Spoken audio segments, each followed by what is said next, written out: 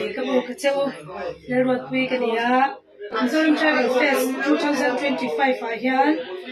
Tourist Department le MZI Headquarters trong Kokchuan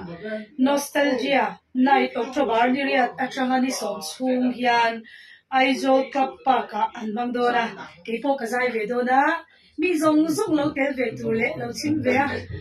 rim hun lim op tak mang ve tu rin ka son chewani hello me ma se Tourist Department le MZI Headquarters trong Kokchuan Nostalgia Night October Niriat Atrangani Som Sung Hian Aizol Club Parka Anmangdona Kepo Kazai Vedona mi zong zong lo tel ve tu le lo chim ve rim hun lim op tak mang ve tu rin ka son chewani hello me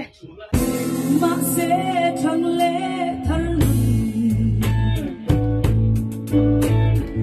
oi lo thi dan se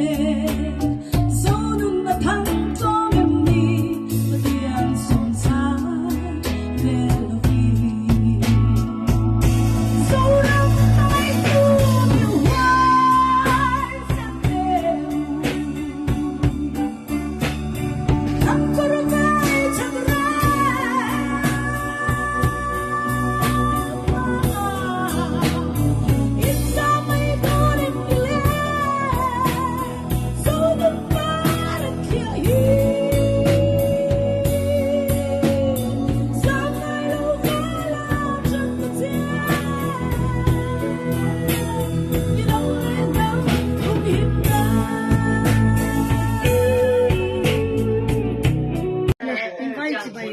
châu